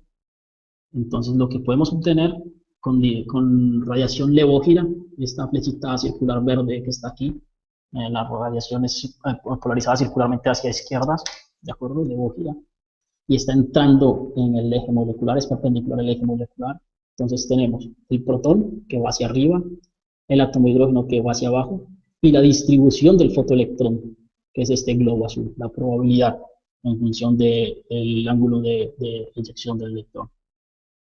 Si hacemos este experimento con polarización dextrógira, vamos a obtener la imagen especular de lo que teníamos anteriormente. O sea, es distinto, no podemos superponer esto aquí. Aquí se pueden superponer porque todavía tenemos la polarización, la simetría cilíndrica de la molécula, pero vamos a obtener su imagen especular. Sin embargo, bueno, esta corresponde a lo mismo que tenía antes, ¿de acuerdo? Lo que estaba visto en el plano, es decir, proyectos en el plano, solamente por un plano, tenemos la misma distribución en el plano IZ, ¿de acuerdo? Este corresponde al experimento aquí en la mitad a polarización circular levógira, y este corresponde a polarización circular dextrógira. Ahora, si solo contamos los electrones que se van hacia la izquierda, es decir, estas áreas rosadas aquí, vamos a ver que la curva en azul del área rosada es distinta a la curva en azul del área rosada cuando el experimento se realiza con una polarización distinta. y podemos sustraer esas dos probabilidades. Recuerden que esta distribución de fotoelectrones no es nada más que la probabilidad de que el electrón salga en esa dirección. Entonces podemos hacer esas cuentas, estas diferencias, y eso lo definimos como dicroismo circular en la distribución angular del electrón. Es decir, ya esta parte izquierda de aquí no es la misma que la de acá. Por tanto, vamos a ver dicroismo circular en la molécula de hidrógeno. Básicamente lo que hicimos fue inventarnos tres ejes no coplanares, tres ejes perpendiculares. Y ese es el requisito para la dicroismo circular, tener tres ejes perpendiculares entre sí. Entonces aquí tenemos un eje, este verde, esta flecha verde, que corresponde a la dirección de propagación de la luz. Ese es el primer eje. El segundo eje, o el segundo vector, es este morado aquí, N, que corresponde a la dirección en la que se va el protón. Y un tercer eje, que es este azul, que puede ser en función de θ, de este ángulo θ, o puede estar perpendicular a él. Entonces tenemos tres ejes no coplanares, ¿de acuerdo? Pueden ser perpendiculares. El eje en el que se va, o el vector que señala la dirección en la que se va el electrón. Entonces tenemos tres ejes. Y este sistema de tres ejes nos define un sistema de referencia que es hacia derecha o hacia izquierda. Es decir, si hacemos el producto cruz entre el vector verde y el vector morado, obtenemos I. Pero si hacemos ese es en un sistema de derechas, pero en un sistema de izquierda vamos a obtener el vector menos I. ¿De acuerdo? Así que esas son las características que necesitamos para observar dicroismo circular, tres vectores no coplanares. Y fue esto lo que hicimos, o lo que se hizo mediante el Coltrane, o mediante el microscopio de reacción. Tener esos tres vectores, el vector de propagación de la luz, el vector que apunta en la dirección en la que se va el protón, y el vector que apunta en la dirección que se va del electrón. Y es esto lo que nos da, lo que trae el dicroismo circular al H2. John Freddy, a mí se me ocurre, dado que hemos puesto ahí el ejemplo de la mano izquierda, la mano derecha, si están conectadas a través de una imagen especular o no, pues nada, pues lo típico que nos dicen la regla de la mano derecha, donde tengo el índice pulgar, el dedo pulgar, el índice y el anular, ¿no? Y los pongo los tres perpendiculares entre sí en la mano, según yo tengo esta imagen, ¿no? No sé si se verá o lo verán nuestros visualizadores, pero si yo pongo esto y lo hago también con la mano derecha y lo hago con la mano izquierda, de nuevo, resulta que estas dos cosas, pues yo no las puedo de nuevo superponer, es decir, estas dos dedos o triplete de dedos no los puedo superponer uno entre otro, o sea, tengo que mirarlos realmente en un espejo. Entonces, es un claro ejemplo que uno de los dedos significa el experimento de alguna forma. Uno de ellos significa el electrón, otro es la dirección molecular, pero resulta que el propio experimento está induciendo a través de la presencia de un pulso con una determinada dirección de propagación, me está metiendo ahí otro dedo más. Y ese dedo más es el que induce la potencial dicroismo circular. Entonces, claramente, mientras que la molécula de hidrógeno no tiene ese fenómeno de dicroismo circular per se, pero el propio experimento, precisamente por incluir un tercer, digamos, eje de propagación de la radiación electromagnética, es la que induce ese efecto de dicroismo dentro de las distribuciones angulares. Sí. Eso era para que juegue la gente con los dedos, simplemente. Muchas gracias. Muy bien. Entonces, ahora pasamos a los resultados. Entonces, aquí tenemos cuando el hidrógeno molecular es ionizado con luz polarizada dextrógiramente, el protón se va hacia arriba y el electrón hacia algo, se va en determinada dirección. Y aquí tenemos la probabilidad de fotoionización disociativa en función de la energía cinética de los núcleos de la energía del protón. La curva negra corresponde al resultado teórico, la curva verde corresponde al resultado teórico convolucionado al experimento, y los puntos en rojos corresponden al experimento. O sea, el acuerdo es bastante bien. Y estos gráficos polares que muestro aquí, tres de ellos, corresponden a la distribución del fotoelectrón. Es decir, tenemos nuestro resultado teórico en negro, tenemos los puntos en rojo que corresponden al experimento, y la parte azul corresponde a la parte teórica convolucionada al experimento. Lo que vemos a bajas energías de protón es que es inverso simétrica, es decir, este resultado se puede obtener igual con luz polarizada hacia la derecha o hacia la izquierda, ¿de acuerdo? Es decir, el dicroísmo circular aquí nos va a dar 0. Aquí no hay dicroísmo circular. Aunque tengamos algo, digamos, un poco rotado, sí que hay una simetría de inversión. Esta parte derecha superior, si la invertimos, se convierte en la parte izquierda inferior. Pero si pasamos al segundo gráfico polar, no hay esa simetría de inversión. Es decir, la parte superior derecha no corresponde a la parte inferior izquierda. Es decir, aquí hay dicroísmo circular. Y luego a altas energías desaparece ese dicroísmo circular.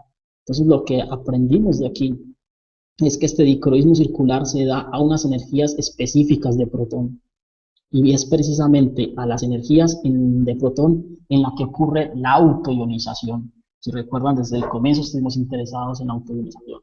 Entonces, para resumir, aquí tenemos todas las posibles reacciones. Cuando tenemos ionización disociativa y canal 1 sigma G, de abajo hacia arriba. La segunda reacción, tenemos doble excitación, es decir, poblamos las Q1 y se autoionizan. Tenemos ionización al 2p sigma U y autoionización de otros estados doblemente excitados, que se llaman Q2, que están por encima del canal ionizativo 2p sigma U. Entonces, cuando se incluyen los estados doblemente excitados, aparece el dicroísmo. Mientras no se tengan estados doblemente excitados, porque esos estados no se pueden poblar a bajas energías o altas energías, sino a energías intermedias, es cuando aparece el dicroísmo. Entonces, de aquí aprendimos que los estados doblemente excitados son los que producen este dicroísmo, son los que dan lugar a ello, con previa acción del pulso láser, porque necesitamos ese tercer vector, como lo comentó el profesor José Luis anteriormente. Aquí quiero concluir esta parte. Teniendo esta gráfica que está aquí, eso se puede extrapolar a cualquier molécula diatómica homonuclear A2. Entonces, si medimos uno de los iones moleculares que va hacia arriba y el electrón, por ejemplo, que va hacia el lado izquierdo, y realizamos este experimento con luz polarizada hacia la derecha o hacia la izquierda, y si observamos dicroísmo circular, es porque hay estados doblemente excitados o triplemente excitados, hay estados superexcitados en esta molécula. ¿De acuerdo? Entonces, una de las conclusiones que quiero dar es que la población o la autoionización de estados doblemente excitados es un indicio de dicroísmo circular, o viceversa. Dicroísmo circular aparece cuando estos estados resonantes son poblados. Bueno, para finalizar quiero agradecer a todas las instituciones que han tenido de alguna manera participación en este trabajo, a mis universidades, Universidad de Antioquia, la Universidad Autónoma de Madrid, ahora estoy en la Universidad Libre de Berlín, y a todos ustedes. Bueno, John Freddy, muchas gracias a ti también por tu presentación. Indiscutiblemente es un tema complejo, pero bueno, muy interesante toda esta combinación de análisis tanto teóricos como experimentales. Yo pasaría entonces ya a darle la palabra a los profesores Alejandra y José Luis, quienes quisiera que brevemente hicieran algunos comentarios sobre la presentación y ya pues terminaríamos con algunas preguntas en caso de que las tengamos. Entonces voy a otorgarle la palabra al profesor José Luis y después continuaríamos con la profesora Alejandra. No se oye. No se escucha. ¿A mí me escuchas? Sí, creo que tenemos algún problema con el profesor José Luis, entonces le doy la palabra a Alejandra y después sí retomamos con el profesor.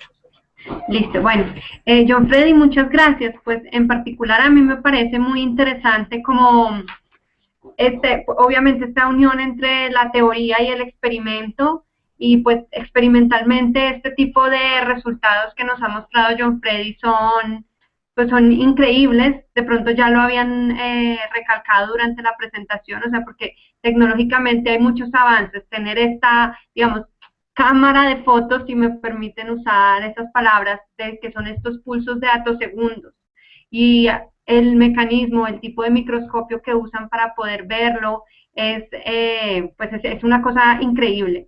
Y luego, además de todo, pues en mi opinión salen unas de las cosas más bonitas de la física, ¿no? Y es ver todo este modelo teórico que John Freddy nos iba contando con su hamiltoniano, cómo iba modelando, que nos explicaron con el modelo del cubo de agua en la bañera, y ver que estos resultados teóricos de verdad predicen lo que va a suceder en el experimento. Así que, pues para mí, como de llevarse a casa son estas gráficas que John Freddy nos mostró, donde comparaba teoría y experimento, y ver que ahí hay un montón tanto como de tecnología y como el poder que tiene el modelo teórico pues para reproducirlos.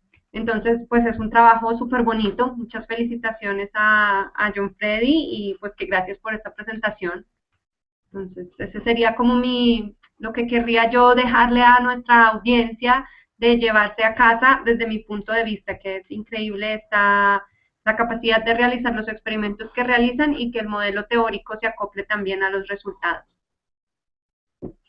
Entonces, pues no sé, esperamos después que John Freddy esté por acá algún día en Bogotá y nos cuente en persona todas estas cosas. Ah, claro que sí. John Freddy, ¿nos oyes? Sí, sí, les escucho. Aquí estoy. Bueno, no sabemos qué pasó con el profesor José Luis, no lo podemos oír. Profesor, ¿nos oye?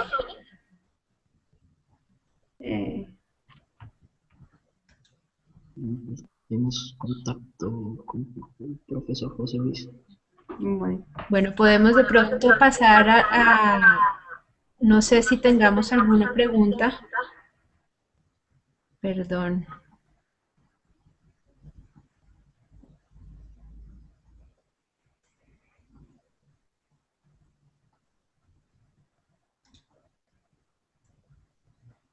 Bueno, aquí llega una sobre qué viene ahora, un poco cuál es como la idea de lo que de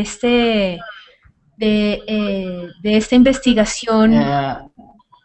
Disculpa, me dice el profesor José Luis que nos puede escuchar, pero que de alguna manera no está conectado. ¿Pueden reenviarle la invitación?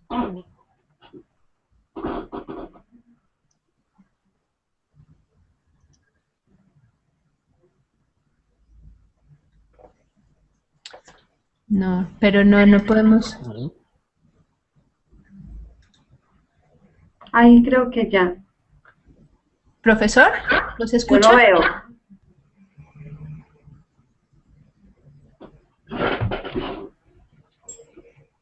Aló, José Luis. Ahora sí me escuchan. Sí. Perdón, Sí, no sé, escuchamos. me he desconectado solo sin saber exactamente qué ocurría. Pero sí les estaba escuchando. ¿Aló? Ahí lo estamos De escuchando. acuerdo, sí, aquí estamos. Entonces participo yo. Sí, por favor.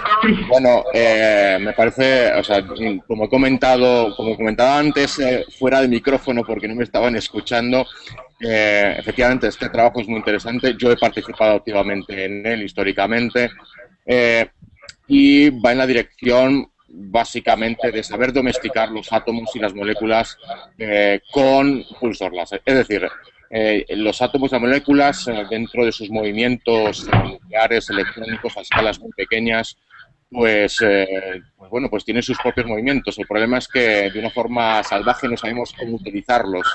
Entonces, nuestro proceso es intentar eso, la domesticación, domesticar átomos, los electrones dentro de los átomos, y esto se está haciendo con una interacción electromagnética de tiempos muy cortos que nos permita controlar ese movimiento tan rápido dentro de átomos y moléculas.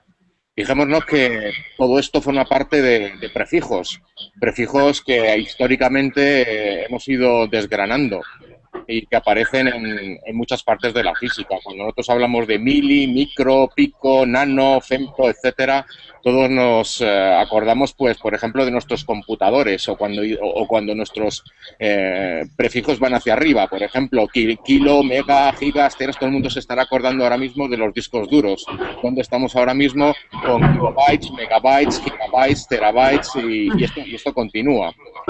Pues igual ocurre en la escala de tiempos. En la escala de tiempos, digamos que desde un punto de vista humano, uno puede llegar hasta los milisegundos en la percepción, o digamos, o décimas de segundo, mejor dicho, pero según baja uno hacia abajo en la escala en órdenes, pues uno puede llegar hasta los nano, pico, femto, donde históricamente pues uno tiene picosegundos con respecto a la rotación de las moléculas, que ya se pudo realizar a partir de los años 70, femtosegundos para la vibración molecular, y hoy, digamos, en esta última década de los años 2000 se ha llegado hasta desgranar el atosegundo, que es el movimiento electrónico. Evidentemente esto no es el final, es decir, igual que uno tiene más prefijos más allá del ato significa 10 a la menos 18 segundos, pero más allá todavía hay algo más, que es ceptosegundos, incluso uno puede ir más allá y hay octosegundos, que uno entra dentro de la física nuclear, es decir, de las partículas más elementales. Pensemos que un cepto ya son 10 a la menos 21 segundos, un yocto son 10 a la menos 24 segundos, y entonces nuestros amigos de la física de gluones, de partículas de alta energía, del bosón de Higgs y tal, nos dirán, ah, pues sí, esos son nuestros tiempos naturales para las partículas más pequeñas que hemos descubierto en nuestro universo. Entonces, por ahora, desde un punto de vista experimental, hemos llegado a nuestros 10 a la menos 18. Estamos muy contentos de haber llegado ahí porque, por lo menos los físicos atómicos y moleculares, porque son los tiempos que son solventes para los cálculos de procesos tanto atómicos como moleculares, del movimiento electrónico, de los electrones orbitando pues en sus átomos y en sus moléculas, ¿no?